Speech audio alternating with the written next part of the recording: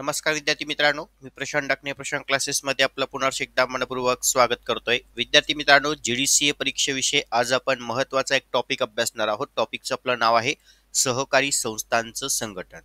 या सहकारी संस्थांच्या संघटनेमध्ये आज आपल्याला या ठिकाणी सगळ्यात महत्त्वाचा मुद्दा बघायचा आहे की सभासद म्हणजे काय, त्याचसोबत व्यवस्थापन समिती जिला आपण संचालक मंडळ असे म्हणतो, तर या संचालक मंडळ पदाधिकारी वर्ग यांचे हक्क, कर्तव्य, जबाबदाऱ्या काय असणार आहे, त्यासोबतच सभासदांचे प्रकार कोणते आहेत, या सर्व महत्त्वपूर्ण संकल्पना आजच्या ह्या आपण पाठामध्ये अभ्यासणार आहोत.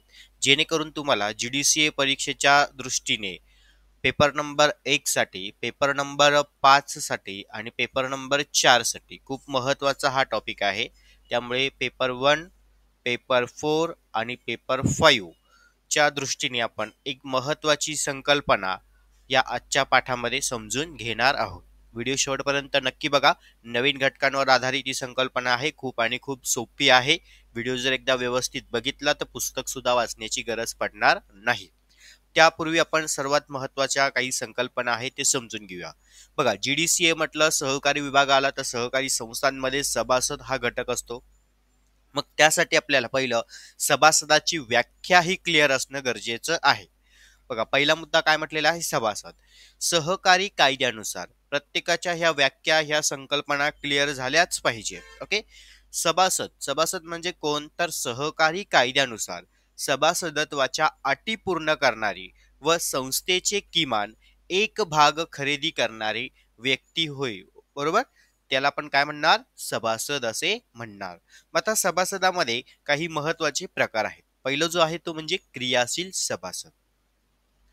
क्रियाशील सभासद म्हणजे कोण, तर बघा, संस्थेच्या कारभारामध्ये भाग घेणारी व्यक्ती जी संस्थेच्या सेवाचा किंवा साधनांचा वापर करते, ज्यास कायद्यातील तरतुदीनुसार अधिकार मिळतात आणि संस्थेविषयी कर्तव्याचे पालनही करते. ओके, अशी सभासद म्हणजे क्रियाशील सभासद होय. आणि अक्रियाशील सभासदाची संकल्पनामध्ये काय येणार, तर संस्थेच्या वार्षिक सभांना लागोपाठ 5 वर्ष अनुपस्थितीत संस्थेच्या सेवाचा किंवा साधनांचा 5 वर्षात एकदाही वापर न करणारी आणि सभासदत्व रद्द करता येणारी, म्हणजे रद्द करता येते अशी व्यक्ती म्हणजे कोण असेल, अक्रियाशील सभासद. बघा, आपण आता सभासद, क्रियाशील सभासद आणि अक्रियाशील सभासद जेवढे की मी मुद्दे आजच्या या लेक्चरला घेतो आहे ते संपूर्ण 100% तुम्हाला पेपरला येणारा हा पूर्ण सिलेबस कंटेन आहे. त्यामुळे व्यवस्थित लक्ष द्या. तुमच्या बेसिक कन्सेप्ट या लेक्चर मधून क्लिअर होतील. ओके, चला पुढे म्हटलंय संचालक. बघा, बऱ्याच वेळा आपल्याला संचालक ही संकल्पना महत्वाची असते. तर संचालक म्हणजे सभासदांनी निवडून दिलेले प्रतिनिधी असतात, बरोबर की नाही. आणि व्यवस्थापन समिती म्हणजे काय, की सभासदांनी निवडून दिलेल्या संचालकाचा एक समूह असतो. ओके. त्यानंतर पुढे घ्या लाभांश. बघा, संस्थांमध्ये लाभांश जाहीर केला जातो. हा लाभांश म्हणजे काय असणार आहे, की सभासदांमध्ये वाटप केला जाणारा नफा, त्याला आपण काय म्हणणार, लाभांश असे म्हणणार. पुढे भाग प्रमाणपत्र संकल्पना काय आहे, तर भागांचा मालकी हक्क दर्शवणारं एक दस्तऐवज असतं, त्याला आपण काय म्हणतो, भाग प्रमाणपत्र असे म्हणतो. बघा, पुढे म्हटलंय अमर्यादित जबाबदारी म्हणजे काय. सहकारी संस्थांच्या कर्जाची व देणी परतफेडीची जबाबदारी वैयक्तिकरित्या सभासदांची असते. या पद्धतीला आपण काय म्हणणार, अमर्यादित जबाबदारी असे म्हणणार. आणि मर्यादित जबाबदारी म्हणजे काय, की सभासदांची जबाबदारी त्याने खरेदी केलेल्या भागांच्या दर्शनी मूल्या इतकी असते, तिला आपण काय म्हणणार, मर्यादित जबाबदारी असे म्हणणार. चला, ह्या महत्वाच्या संकल्पना आधी तुमच्या क्लिअर होणं आवश्यक होतं. इथपर्यंत मुद्दा क्लिअर. चलो, आता येऊया आपण महत्वाच्या टॉपिक कडे. सगळ्यात महत्वाचा पॉइंट असणार आहे की सहकार हा एक व्यावसायिक संघटनेचा प्रकार आहे, मात्र त्याचे संघटन इतर व्यावसायिक घटकांपेक्षा कसं असणार आहे, वेगळं आहे. त्यामुळे अन्य व्यवसाय मध्ये पाहायला गेलं तर त्या ठिकाणी नफा प्राप्तीच्या उद्देशाने सुरू झालेले असतात, पण मात्र सहकारात त्या ठिकाणी सेवा देण्याच्या प्राधान्याने या ठिकाणी सहकारी संस्था स्थापन झालेल्या असतात. मग सहकारी संघटनेच्या रचनेमध्ये जर आपण पाहायला गेलं तर यामध्ये सगळ्यात महत्वाचा घटक असतो तो म्हणजे काय, की भागधारक. भागधारक हे सहकारी संस्थेचे सभासद असतात. व्यवस्थापन समितीची निवड सभासदांमार्फत करतात. त्यासोबतच या ठिकाणी व्यवस्थापन समितीमध्ये अध्यक्ष, उपाध्यक्ष, सचिव आणि खजिनदार हे महत्वाचे पदाधिकारी वर्ग असतात. अशा पद्धतीने सहकारी संस्थांच्या संघटनेची ही एक रचना असते. मग यामध्ये सगळ्यात महत्वाचा मुद्दा जो तुम्हाला दिलेला असतो तो म्हणजे सभासद, ज्याला आपण काय म्हणतो, मेंबर असे म्हणतो. बघा, सुरुवातीला आपण सभासदाची बेसिक व्याख्या पाहिली आणि आता या ठिकाणी आणखीन काही महत्वाचा मुद्दा सभासदाविषयी जाणून घेणार आहोत. बघा, महाराष्ट्र सहकारी संस्था कायदा अधिनियमन 1960च्या अंतर्गत जो 1960चा कायदा आहे, यामध्ये कलम 2 मध्ये व पोट कलम यामध्ये दिलेला आहे 19 नुसार सभासदांची काही व्याख्या केलेली आहे. चला, प्रत्येकाने सभासदाची व्याख्या नोट डाऊन करून घ्या आपल्या नोटबुक मध्ये. सभासद म्हणजे ज्या संस्थेचे किंवा ज्या संस्थांची, सभासद म्हणजे ज्या संस्थांची नंतर नोंदणी करण्यात आलेली आहे अशा सहकारी संस्थांच्या नोंदणीच्या किंवा नोंदणीसाठीच्या अर्जात सामील झालेली व्यक्ती किंवा संस्थेच्या नोंदणीनंतर संस्थेची सदस्य म्हणून यथोचितरित्या दाखल करून घेतलेली व्यक्ती, यात नाममात्र सभासद, सहयोगी सभासद, प्राथमिक सहकारी कृषी पतसंस्थेमधील कोणत्याही ठेवीदार किंवा वित्तीय सेवा किंवा उपभोक्ता यांचा त्या ठिकाणी समावेश होत असतो. आलं लक्षात सभासदांच्या मुद्द्यामध्ये. यामध्ये पुढे आपल्याला काही पात्रता आणि अटी दिलेली आहेत.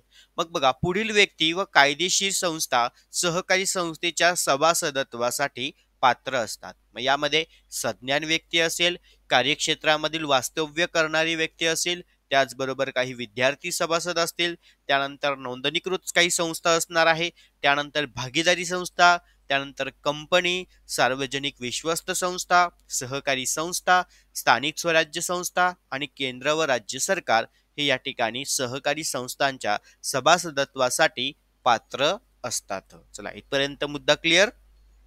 पुढे बघूया आपण आता सभासदांचे काही ठराविक प्रकार असतात. जसं की या ठिकाणी क्रियाशील सभासद, अक्रियाशील सभासद, सहयोगी सभासद ज्याला आपण संयुक्त सभासद म्हणतो, आणि नाममात्र सभासद म्हणजे नामधारी सभासद असतात.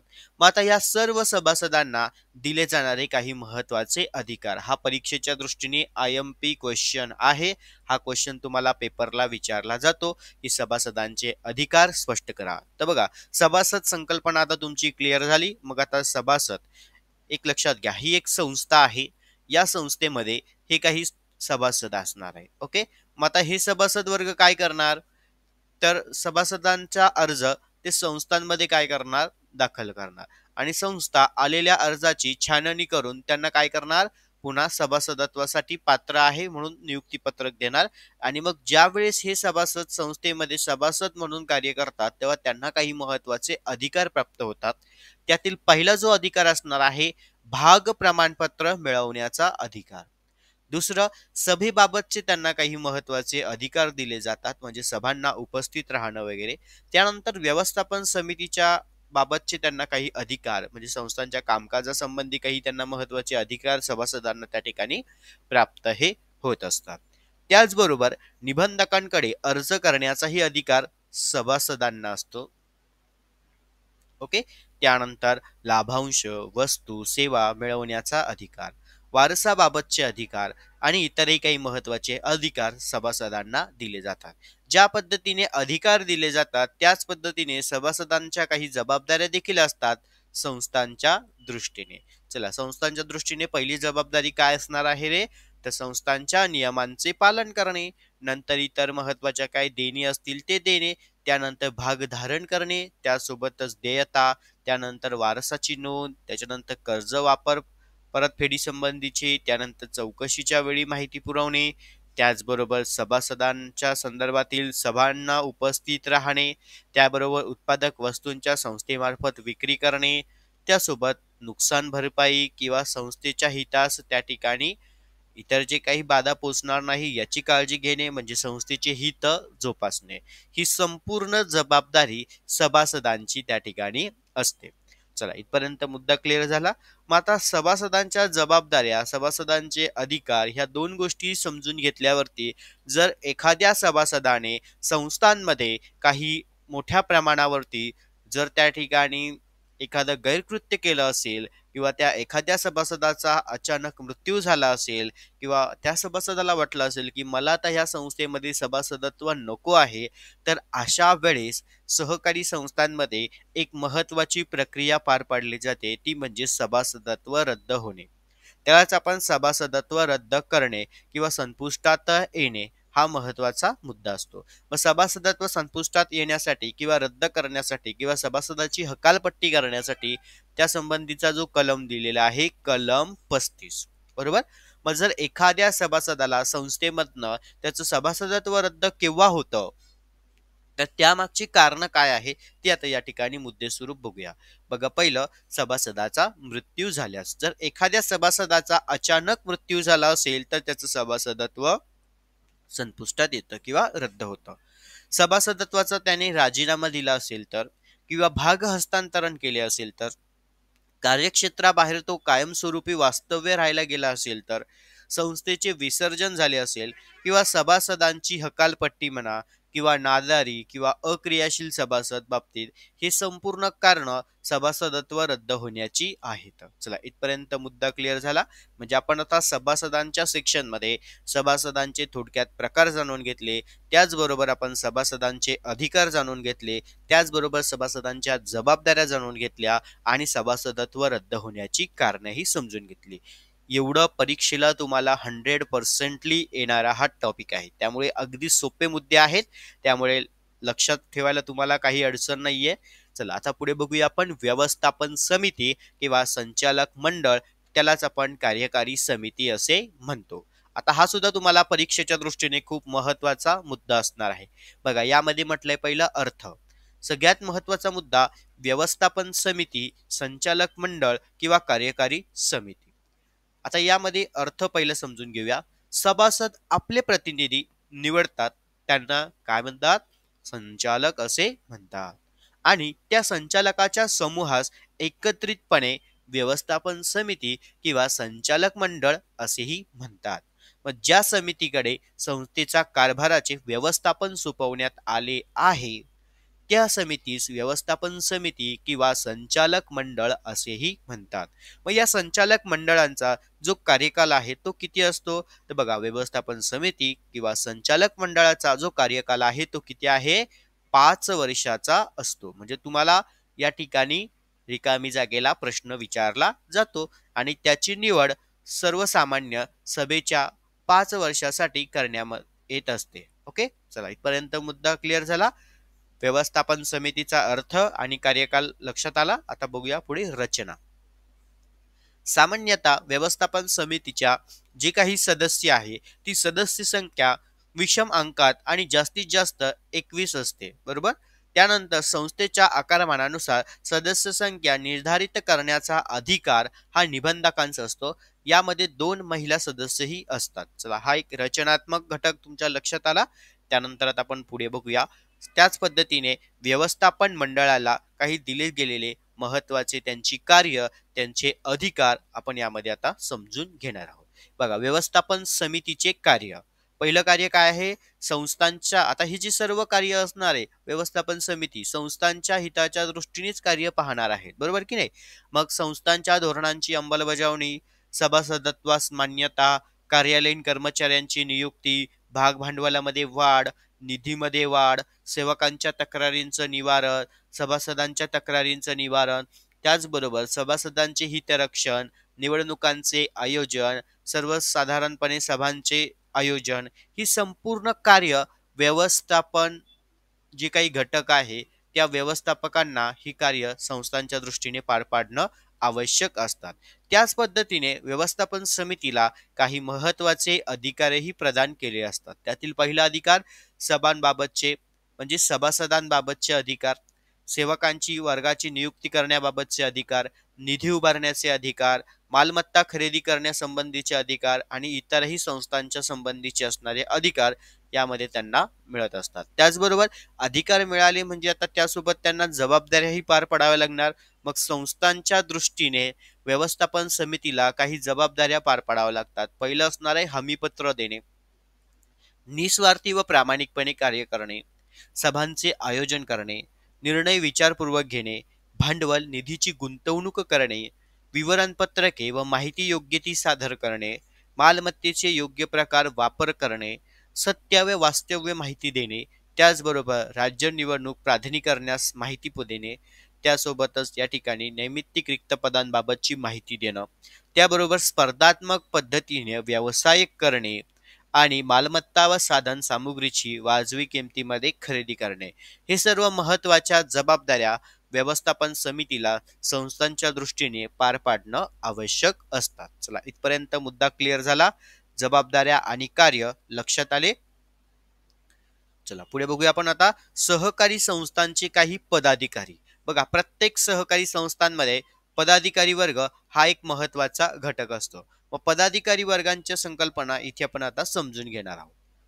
महाराष्ट्र सहकारी संस्था कायदा 1960 नुसार संस्थेने आपल्या पोटनियमानुसार कोणत्याही पदावर निवडलेली किंवा नेमलेली व्यक्ती, तिला आपण काय म्हणतो, पदाधिकारी वर्ग असे म्हणतो. बघा, ही व्याख्या खूप महत्वाची आहे, कारण व्यवस्थापन झालं, संचालक मंडळ झालं, सभासद झालं, या संकल्पना तुमच्या आधी संस्थांच्या बाबतीमधल्या क्लिअर असणं आवश्यक आहे. महाराष्ट्र सहकारी संस्था कायदा 1960 नुसार संस्थेने आपल्या पोटनियमानुसार कोणत्याही पदावर निवडलेली किंवा नेमलेली जी व्यक्ती असणार आहे तिला आपण काय म्हणतो, पदाधिकारी वर्ग असे म्हणतो. आणि अध्यक्ष, उपाध्यक्ष, व्यवस्थापक, संचालक, व्यवस्थापक, त्यासोबतच म्हणजे व्यवस्थापकीय आणि व्यवस्थापक, त्यासोबत सचिव आणि खजिनदार, समिती सदस्य, तसेच संस्थेने आपल्या कामकाजासंबंधी आदेश देण्यासाठी व नियमानुसार किंवा पोटनियमानुसार निवडलेल्या किंवा नेमलेल्या इतर कोणत्याही व्यक्तीचा समावेश हा पदाधिकारी या संज्ञेमध्ये केला जातो. चला, इथपर्यंत महत्वाची संकल्पना तुम्हाला पदाधिकारी कन्सेप्ट काय आहे ही समजली. चला पुढे बघूया आपण आता सगळ्यात महत्वाचा मुद्दा, अध्यक्ष, ज्याला आपण चेअरमन असे म्हणतो. ओके, बघा, संस्थेच्या व्यवस्थापन समितीद्वारा व्यवस्थापन समितीला एक सदस्याची म्हणजे अध्यक्ष म्हणून निवड करण्यात येते आणि तो संस्थेचा सर्वोच्च पदाधिकारी असतो. सर्वसामान्य आणि व्यवस्थापन समिती यांच्या सभेचा तो पदसिद्ध अध्यक्ष असतो. कामाचा मोबदला म्हणून संस्थेकडून त्याला मानधनही दिलं जातं. हा एक महत्वाचा मुद्दा. त्यानंतर आता अध्यक्षांची कार्य काय असतात. आता अध्यक्षांची कार्य कशाशी संबंधित असणार आहे रे, तर संस्थांच्या संबंधी, कारण आपण अभ्यास काय करतोय, संस्थांच्या संघटनेविषयी. यामध्ये बघा, अध्यक्ष असेल तर अध्यक्षांना संस्थेच्या दैनंदिन कामकाजासंबंधी कार्य, त्यानंतर मदत व मार्गदर्शनासंबंधीचे कार्य, सकोलात्मक संबंध निर्माण होण्याची कार्य, आर्थिक हितसंबंधीचे रक्षणासंबंधीचे कार्य, सभांचे आयोजनासंबंधीचे कार्य आणि सभांचे संचालनासंबंधीचे कार्य अध्यक्षांना त्या ठिकाणी पार पाडावे लागतात. त्यासोबतच अध्यक्षांना कार्याबरोबर काही महत्वाचे अधिकारही देखील असतात. त्यामध्ये दैनंदिन कामकाजाबाबतचे अधिकार दिलेले असतात, कागदपत्रांवर सह्या करण्याचे अधिकार असतात, हिशेब तपासणीच्या संबंधीचे त्यांना थोडक्यात काही महत्वाचे अधिकार दिलेले असतात, कामचुकार कर्मचाऱ्यांवरती कारवाई करण्याचे अधिकार, सभांबाबतचे अधिकार, निर्णयात्मक मत देण्याचा अधिकार आणि इतिवृत्तांवर सह्या करण्याचे अधिकार अध्यक्षांना त्या ठिकाणी संस्थांच्या दृष्टीने असतात. आणि त्याचबरोबर अधिकार प्रदान झाल्यावरती जबाबदाऱ्या देखील अध्यक्षांना त्या ठिकाणी पार पाडणं आवश्यक असतं. मग अध्यक्षांच्या जबाबदाऱ्या काय असणार आहे, तर नियंत्रण, कार्योत्तम मान्यता, त्याचबरोबर सुसंवाद, सभासदांच्या जबाबदारी, महत्वाच्या दस्तऐवजांवरती सह्या करणं ही त्यांची जबाबदारी असणार आहे. आणि त्यासोबतच संस्थांमध्ये उपाध्यक्ष देखील असणं गरजेचं आहे, त्याला आपण व्हाईस चेअरमन असे म्हणतो. मग अध्यक्षांच्या जे काही अनुपस्थितीमध्ये एखाद्या वेळेस जर संस्थेमध्ये अध्यक्ष नसतील तर त्यावेळेस उपाध्यक्ष म्हणून काम पाहता येतं, जे उपाध्यक्ष नेमलेले असतील. आणि त्यामुळे उपाध्यक्षांसाठी त्यांची पात्रता, त्यांची भूमिका, त्यांचे हक्क, त्यांचे कर्तव्य, त्यांच्या जबाबदाऱ्या ह्या अध्यक्षाप्रमाणेच असतात. चला, इथपर्यंत आता अध्यक्ष संकल्पना लक्षात आली. कारण संस्थेच्या दृष्टीने ह्या सगळ्या गोष्टी आपल्याला खूप महत्त्वाच्या आहे. म्हणून मी पहिल्या सेक्शनमध्ये लेक्चर्समध्ये ह्या बेसिक कन्सेप्ट तुमच्या क्लिअर करतोय, जेणेकरून तुम्हाला पुढे अभ्यास करताना याचा 101% फायदा होणार आहे. ओके, चला इथपर्यंत मुद्दा क्लिअर झाला. आता आपण पुढे बघूया. सगळ्यात महत्त्वाचं संस्थांमधील आणखीन एक पद असतो, ते म्हणजे सेक्रेटरी, ज्याला आपण सचिव असे म्हणतो किंवा चिटणीस असे म्हणतो. बघा, महाराष्ट्र सहकार कायद्या अंतर्गत या ठिकाणी सहकारी संस्थेचा सचिव चिटणीस म्हणजे सहकारी संस्था कायद्यातील तरतुदीनुसार करावयाचे कार्य, प्रशासकीय कार्य, कार्यालयीन कार्य आणि संस्थेच्या पोटनियमानुसार करावयाच्या कार्यासाठी नियुक्त केलेली एक व्यक्ती असते. मग मोठ्या आकारमानांच्या सहकारी संस्थेत अर्धवेळ किंवा पूर्णवेळ पगारी सेवकाची त्या ठिकाणी म्हणजे एक पगारी जो सचिव असणार आहे त्या सचिवाची त्या ठिकाणी नेमणूक केली जाते. तसेच छोट्या आकारमानांच्या संस्थेमध्ये मानद सचिवाची नेमणूक व्यवस्थापन मंडळ त्या ठिकाणी करत असतं. चला, आता सेक्रेटरी हा मुद्दा तुमच्या लक्षात आला असेल. आता संस्थेच्या दृष्टीने जो सचिव आहे त्या सचिवाची काही महत्वाची कार्य कोणती आहेत? तर पहिलं प्रशासकीय कार्य, दुसरं हिशेब ठेवणे, हिशेब तपासणी संबंधीची थोडक्यात कार्य, कायद्यातील तरतुदींची पूर्तता करण्यासंबंधीची कार्य, सभेची संबंधीची कार्य, सभासदांच्या संबंधीची कार्य आणि व्यवस्थापन समिती संबंधीची कार्य. त्याचबरोबर आदर्श सचिव त्या ठिकाणी कसा असला पाहिजे या संबंधीचे सचिवाच्या अंगी कोणते गुण असावे हा महत्वाचा मुद्दा आहे. पहिलं, तो सचिव संस्थेमध्ये प्रभावी व्यक्तिमत्व असावे, कल्पकता असावी, संभाषण कौशल्य त्याकडे असणं गरजेचं आहे, व्यवसायाचं ज्ञान त्यांच्याकडे असणं आवश्यक आहे, कायद्यांचं ज्ञान त्यासोबतच व्यवस्थापकीय ज्ञान आवश्यक आहे, पुढाकार वृत्ती संकल्पना सचिवाकडं असणं गरजेचं आहे आणि सगळ्यात महत्वाचं जनसंपर्काची आवड सचिवामध्ये असणं गरजेचे आहे.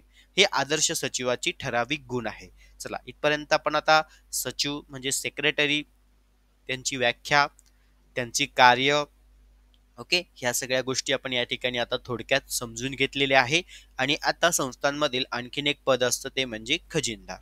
बघा, खजिनदार हा सहकारी संस्थेतील एक महत्वाचा पदाधिकारी आहे.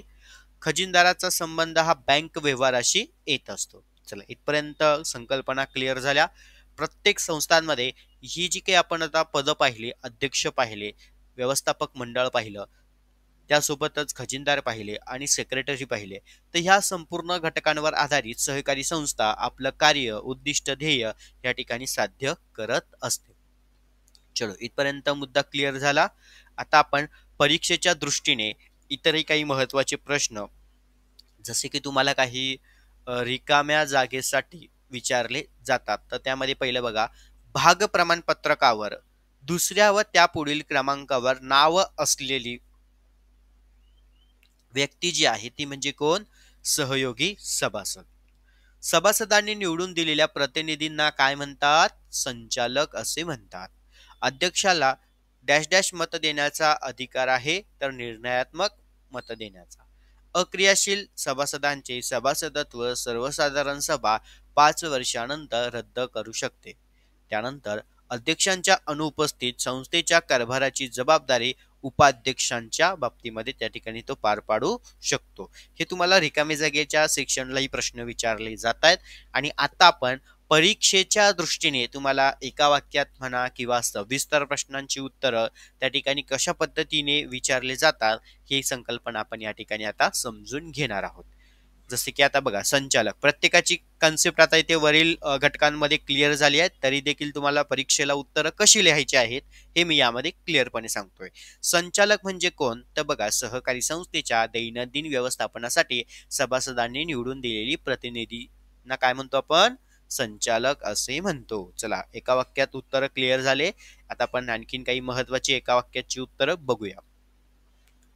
जसं की बघा, आता या ठिकाणी अध्यक्ष निर्णयात्मक मतांचा वापर केव्हा करू शकतात?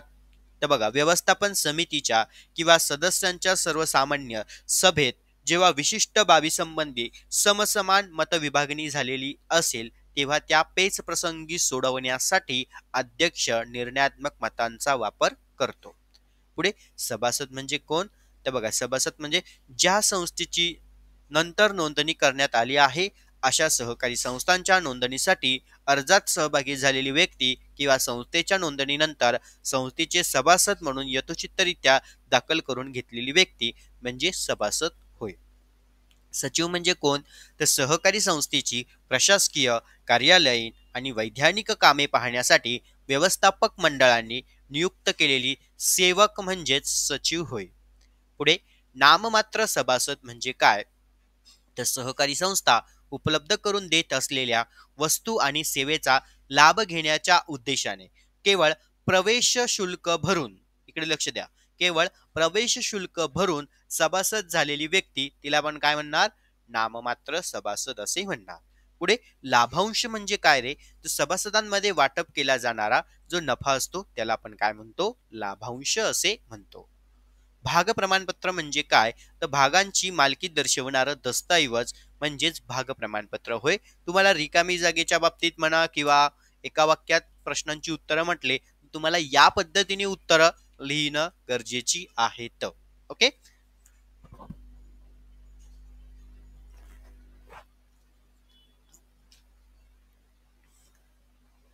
चलो पुढे बघूया, अमर्यादित जबाबदारी म्हणजे काय?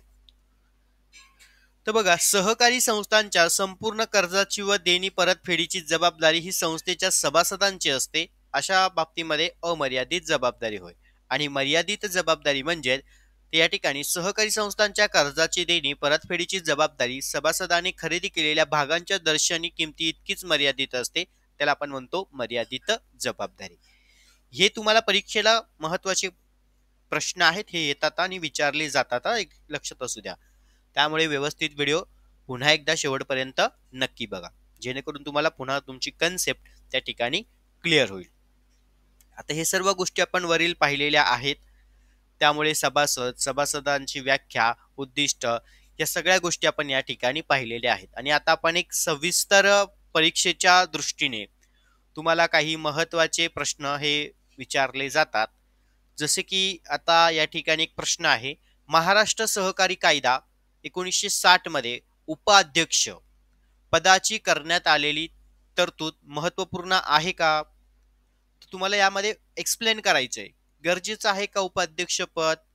तर गरजेचं आहे. का गरजेचं आहे? तर इकडे लक्ष द्या. अध्यक्ष हा सहकारी संस्थेचा सर्वोच्च पदाधिकारी असतो. त्याला नियंत्रण व मार्गदर्शनाच्या संबंधीचे कामकाज करण्यात येतात, म्हणजे कामकाज करण्यात येत असतात. त्याचबरोबर उपाध्यक्षांची तरतूद नसेल आणि अध्यक्ष अनुपस्थितीमध्ये असेल तर संस्थेच्या कामकाजाचा त्यावरती परिणाम होऊ शकतो. मग ते कामकाज कोण पाहणार? यासाठी उपाध्यक्षांची नेमणूक त्या ठिकाणी करणं गरजेचं असतं. आला मुद्दा लक्षात? त्यामध्ये तुम्हाला ह्या सगळ्या गोष्टी एक्सप्लेन करायच्या आहेत.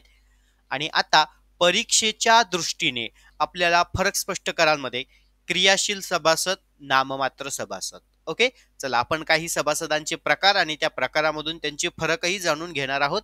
फरक लिहिताना या पद्धतीने लिहित चालायचे. जर तुम्हाला परीक्षेला प्रश्न आला क्रियाशील सभासद आणि नाममात्र सभासद म्हणजे काय, तर या पद्धतीने फरक लिहायचा आहे. चला पहिलं क्रियाशील सभासद समजून घेऊया. सभासदांच्या सर्व अटींची पूर्तता करणारे भागधारक व्यक्तीस आपण काय म्हणतो? क्रियाशील सभासद. आणि नाममात्र सभासद म्हणजे कोण रे? तर सहकारी संस्था उपलब्ध करून देत असलेल्या वस्तू आणि सेवेचा लाभ घेण्याच्या उद्देशाने केवळ प्रवेश शुल्क भरून सभासदत्व झालेली व्यक्तीला आपण काय म्हणतो? नाममात्र सभासद असे म्हणतो. मग भागधारणा बघा, क्रियाशील सभासद प्रवेश शुल्क भरतो आणि किमान एक तरी भाग तो खरेदी करतो. पण नाममात्र सभासद काय करणार आहे? फक्त प्रवेश शुल्क भरत असतो, तो भागांची खरेदी करत नसतो. भाग प्रमाणपत्रकावरील नाव. भाग प्रमाणपत्रकावर प्रथम क्रमांकावरती क्रियाशील सभासदाचे नाव असते. तर नाममात्र सभासदांचे भागांची खरेदी केली नसल्याने त्याला भाग प्रमाणपत्रकावरती त्याचं नाव दिसत नाही, कारण तो फक्त प्रवेश शुल्क भरत असतो. त्यानंतर पुढे घ्या, मतदानाचा किंवा व्यवस्थापनामध्ये सहभागी होण्याच्या अधिकारांच्या बाबतीमध्ये. आता जर क्रियाशील सभासदाला संस्थेच्या पदाधिकाऱ्यांच्या वेळोवेळी होणाऱ्या निवडणुकीमध्ये मतदान करण्याचा अधिकार असतो. तसेच निवडणूक आल्यास संस्थेच्या व्यवस्थापनामध्ये तो सहभागी होऊ शकतो. पण मात्र नाममात्र सभासदाला संस्थेच्या पदाधिकाऱ्यांच्या वेळोवेळी होणाऱ्या निवडणुकीमध्ये मतदान करण्याचा अधिकार नसतो. व्यवस्थापन समितीची निवडून येणाऱ्या नाममात्र सभासदांनी त्या ठिकाणी अपात्र असतो. त्यामुळे ह्या दोन गोष्टी इथं गरजेच्या आहेत. ओके, असे हे 4 मुद्द्यांमध्ये फरक स्पष्ट करा, क्रियाशील सभासद आणि नाममात्र सभासद. त्यानंतर पुढे बघूया आपण आता नाममात्र सभासद आणि सहयोगी सभासद. बघा, नाममात्र म्हणजे आता मुद्दा तुमचा क्लिअर झालेला आहे की अशी व्यक्ती जी फक्त प्रवेश शुल्क भरते पण भाग खरेदी करत नाही. आणि सहयोगी सभासद म्हणजे काय, की ज्या व्यक्तीने क्रियाशील सभासदांबरोबर संयुक्तपणे सहकारी संस्थेच्या भागांची खरेदी केलेली असते त्यास आपण सहयोगी सभासद म्हणतो. आता भागधारणा, नाममात्र सभासद भागधारणा करतो का रे, तर नाही करत. बरोबर, तो फक्त काय करतो, प्रवेश शुल्क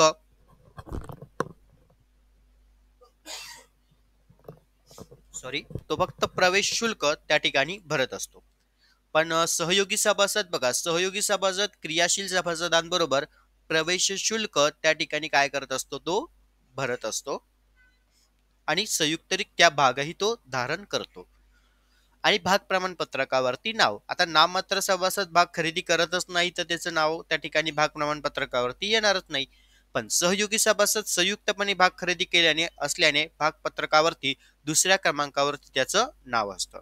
मतदानाचा अधिकार, यामध्ये बघा, नाममात्र सभासदांना या ठिकाणी मतदानाचा अधिकार नसतो पण क्रियाशील सभासदांच्या अनुपस्थितीमध्ये सहयोगी सभासदाला मतदान करण्याचा अधिकार असतो. हे प्रकार लक्षात आले, नाममात्र सभासद, सहयोगी सभासद, क्रियाशील सभासद.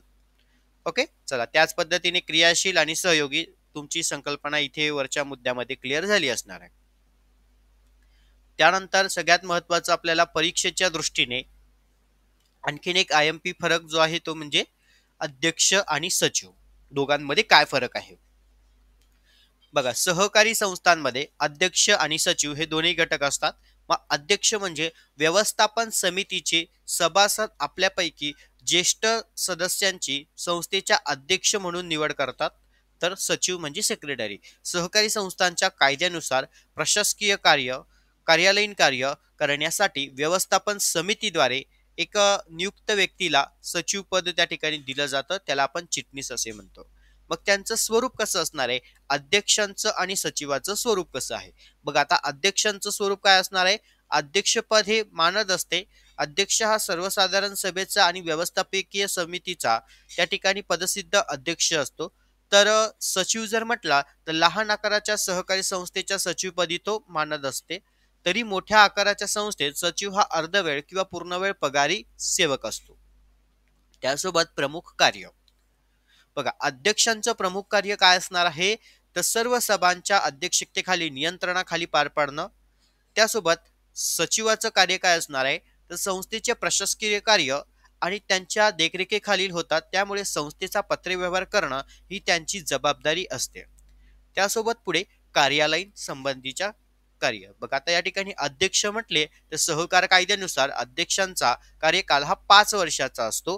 तर सचिवाची नेमणूक व्यवस्थापन समितीद्वारे करण्यात येते, त्याचा कार्यकाल असा निश्चित नसतो.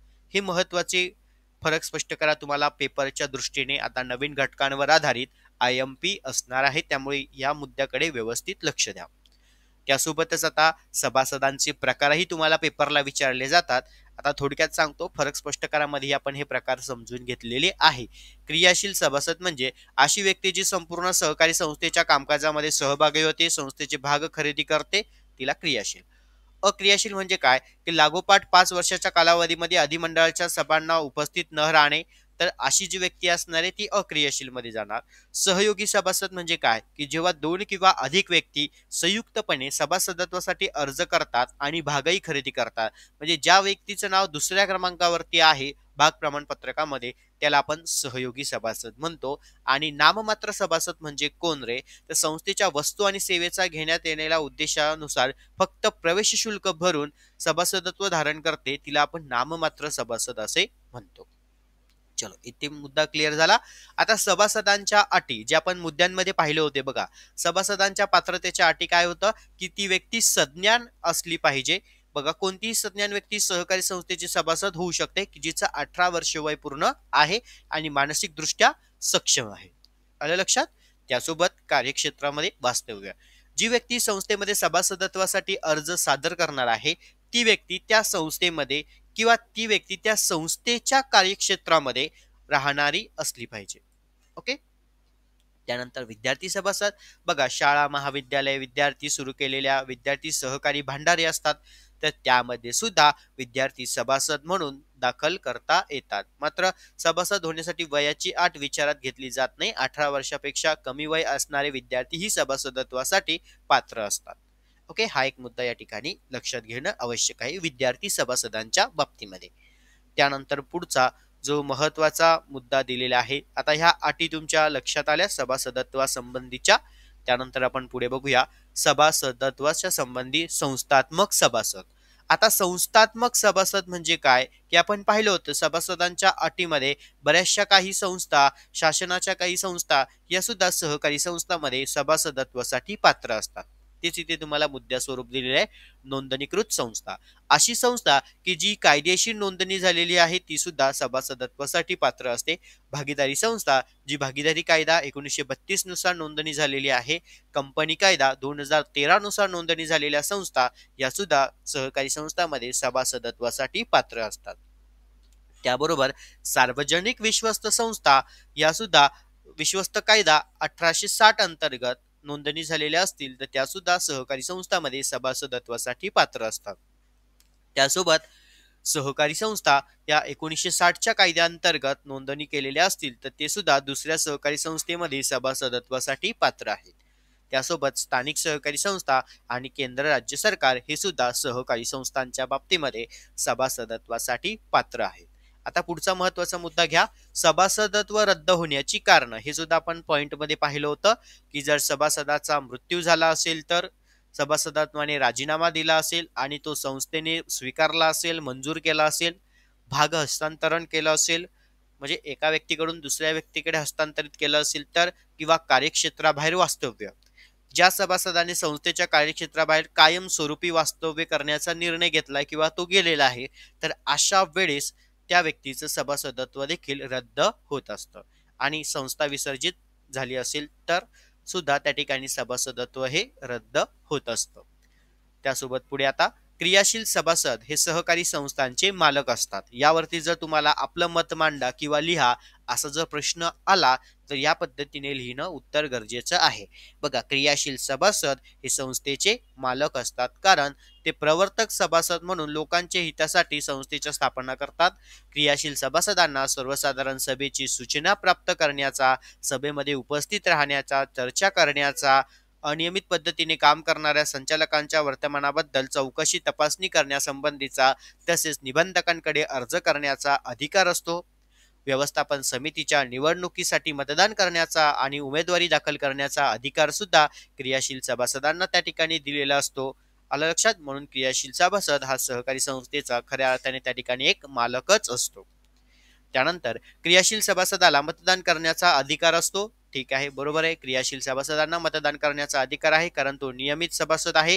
भागधारक सभासद सहकारी संस्थेचा मालक असतात, मात्र संस्थेच्या दैनंदिन कामकाजाच्या व्यावहारिक अडचणीमुळे ते सहभागी त्या ठिकाणी होत नाही, म्हणून संस्थेचे संचालक हे भागधारकांचे प्रतिनिधी असतात.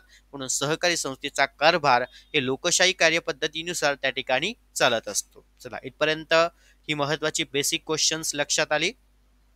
त्यासोबत आपण अध्यक्षांना निर्णयात्मक मत देण्याचा अधिकार असतो, यावरती आपलं मत व्यक्त करा. बरोबर आहे, कारण अध्यक्ष हा सहकारी संस्थांमधला या ठिकाणी कारभार लोकशाही कार्यानुसार चालवणारा एक घटक आहे. सभासदांच्या सर्वसाधारण सभेमध्ये त्याला व्यवस्थापन समितीमध्ये कोणत्याही प्रस्तावाची चर्चा करण्याचा, निर्णय घेण्याचा, त्याला मतदान करण्याचा त्या ठिकाणी अधिकार दिलेला असतो. ओके, हे सर्व बेसिक क्वेश्चन्स आहे ते तुम्हाला परीक्षेला विचारले जातात. त्यासोबत सभासदत्व आपले प्रतिनिधी निवडतात, हाही महत्वाचा प्रश्न आपण पाहिला होता मग वरती. त्यानंतर सचिवाच्या अंगी अनेक गुण असावे, हे मुद्दे आपण मुद्द्या स्वरूपात पाहिले होते वरती प्रश्नांच्या. तर हे महत्वाचे प्रश्न तुम्हाला परीक्षेच्या दृष्टीने विचारले जातात. अध्यक्षांची निवड व्यवस्थापन समितीतून केली जाते, तर निश्चित अध्यक्षांची निवड ही व्यवस्थापन समितीतूनच केली जाते, कारण संस्थेच्या वार्षिक सर्वसाधारण सभेत व्यवस्थापन समितीची निवड करण्यात येते. व्यवस्थापन समितीच्या पहिल्या सभेत आपल्यापैकी सर्वात ज्येष्ठ सभासदांची अध्यक्षपदी म्हणून निवड करत असतात. ओके, हे सर्व क्वेश्चन्स आपण वरच्या मुद्द्यांमध्ये चर्चा केलेली आहेतच. आणि आता परीक्षेच्या दृष्टीने तुम्हाला IMP असणारे क्वेश्चन्स, इकडे लक्ष द्या. पहिलं सभासदांचे प्रकार, सभासदत्व रद्द होण्याची कारणं, सभासदत्वाच्या जबाबदाऱ्या, सभासदत्वांची पात्रता आणि सचिवाची कार्य. हे 5 प्रश्न तुम्हाला परीक्षेला हमखास येणार आहे विद्यार्थी मित्रांनो, त्यामुळे याच्याकडे व्यवस्थित लक्ष देणं गरजेचं आहे. त्यानंतर पुढे आपण आता जो एक सविस्तर प्रश्न पाहिला होता की सहकारी संस्थांच्या सभासदांचे अधिकार आणि जबाबदाऱ्या. शेवटी जाता जाता इथे तुम्हाला एक्सप्लेन पण दिलेला आहे. सहकारी संस्थांच्या सभासदांचे अधिकार बघा, भाग प्रमाणपत्रका संबंधी. आता ज्या वेळेस सभासद संस्थेचे भाग खरेदी करणार त्यावेळेस त्यांना भाग प्रमाणपत्र देणं हे बंधनकारक आहे आणि हा सभासदांचा अधिकार आहे. त्यासोबत सभांबाबतचे त्यांना अधिकार असतात, कारण प्रत्येक सभेमध्ये त्यांना उपस्थित राहण्याचा अधिकार आहे. व्यवस्थापनामध्ये सहभागी होण्याचा अधिकार आहे.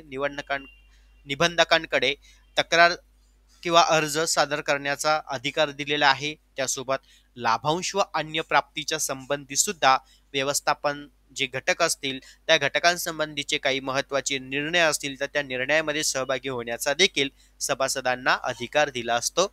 वारसाबाबतचे अधिकार म्हणजे सभासदाला आपल्या वारसाची नोंद करण्याचा अधिकारही त्या ठिकाणी दिला जातो. तर हे संपूर्ण सविस्तर प्रश्न तुम्हाला या पद्धतीने पेपरला लिहिणं आवश्यक आहे. जसे की आता सभासदांची कर्तव्य, जबाबदाऱ्या, नियमांचं पालन करणे, मग संस्थेच्या अर्जाचा म्हणजे संस्थेमध्ये जे सभासदत्वाचे अर्ज करताना त्या ठिकाणी काही संस्थांचे नियम दिलेले असतात, त्या नियमांचं पालन करणं आवश्यक असणार आहे. त्यासोबतच संस्थेच्या देणी वेळेच्या वेळी अदा करणे, सत्य माहिती पुरवणे, सभांना उपस्थित राहणं, संस्थेचे हित व प्रतिष्ठा जोपणं आणि देयता करणं. त्यासोबतच व्यवस्थापन समितीचेही काही कार्य आपण मुद्द्यास्वरूप पाहिलं होतं की धोरणांची कार्यवाही करणं, सभासदत्व स्वीकृती करणं, कार्यालयीन कर्मचाऱ्यांची नेमणूक करणं, हे संपूर्ण पॉइंट्स तुम्हाला पेपरला येणार आहेत. त्यामुळे व्यवस्थित हे मुद्दे आपल्या नोटबुकमध्ये नोट डाऊन करून घेत चला, जेणेकरून तुम्हाला परीक्षेला याची सविस्तर माहिती त्या ठिकाणी तुम्हाला लिहिता येणार आहे. ओके, त्यामुळे पेपरला मुद्दे चुकवायचे नाही. जर मुद्दे चुकले तर मात्र तुमची त्या ठिकाणी मार्क कट होत असतात. हा एक मुद्दा लक्षात घ्या. आता अध्यक्षांचं अधिकार आणि जबाबदाऱ्या बघा, अध्यक्षांचे अधिकार आणि जबाबदाऱ्या सविस्तरपणे स्पष्ट करा, असाही तुम्हाला 10 मार्कांसाठी किंवा 15 मार्कांसाठी प्रश्न येतो. मग त्यामध्ये अध्यक्षांचे अधिकार काय आहे? पहिलं दैनंदिन कामकाजासंबंधी, संस्थेचे हिशेब तपासणी संबंधी, म्हणजेच काय की संस्थेचे हिशेब पुस्तकावर व त्यातील नोंदीवर बारकाईने लक्ष ठेवणं आणि त्याची तपासणी करून घेणं. ओके, हे सगळे महत्वाचे अध्यक्षांचे अधिकार आहेत. कामचुकार कर्मचाऱ्यांवर कारवाई करणं, सभांबाबतचे अधिकार, निर्णयात्मक मत देणं, त्यासोबतच त्यांच्या काही जबाबदाऱ्या आहे अध्यक्षांच्या, जसं की नियंत्रण, कार्यात्मक मान्यता, सुसंवाद साधणं. ओके, हे सर्व त्या ठिकाणी जबाबदाऱ्या अध्यक्षांच्या आहेत आणि हे पेपरला तुम्हाला कंपल्सरी लिहायचे. चलो, इथपर्यंत मुद्दे क्लिअर. त्याच्यानंतर पुढचा प्रश्न, व्यवस्थापन समितीचे अधिकार व जबाबदाऱ्या. हे सर्व आपण पॉइंटमध्ये पाहिलेलं आहे. सभासदांबाबतचे अधिकार म्हणजे सभासदत्वाचे जे काही आलेले अर्ज आहे ते मंजूर करणं किंवा राजीनामे मंजूर करणं या संबंधीचे आहे. सेवक वर्गाविषयी म्हणजे प्रत्येक कर्मचारी वर्गाला, सेवक वर्गाला त्या ठिकाणी शिक्षण, प्रशिक्षण, बढती, प्रमोशन, जर एखादा शिस्तभंग करणार असेल तर त्यावरती कारवाई करणं, हे सुद्धा अधिकार त्या ठिकाणी दिलेले आहे. त्यानंतर निधीविषयी, मालमत्तेविषयी आणि इतर महत्वाचे अधिकार. मग इतर महत्वाचे अधिकार मध्ये काय येणार तर सहकारी संस्थांचे नोंद पुस्तिका असतील, हिशेब पुस्तिका असेल, मासिक असेल, त्रैमासिक असेल, वार्षिक असेल, हिशेब पत्रके असेल, तर या सर्व बाबींची त्या ठिकाणी दखल घेणं, तसेच संस्थेच्या वतीने दोषी व्यक्तींवर दावा दाखल करणे, हे सुद्धा त्या ठिकाणी महत्वाचे अधिकार प्रदान करण्यात आलेले आहेत व्यवस्थापन मंडळांना. त्यासोबत व्यवस्थापन समितीच्या काही जबाबदाऱ्या असतात, जसे की 30 सप्टेंबर पूर्व वार्षिक सर्वसाधारण सभांचे आयोजन करणं, सभेची तारीख ठरवणं, भांडवल निधी गुंतवणुकीच्या संबंधी योजना आखणं, बरोबर की नाही. ह्या सगळ्या गोष्टी त्या ठिकाणी जे काही व्यवस्थापक मंडळ आहे त्या व्यवस्थापक मंडळांना पार पडावे लागतात.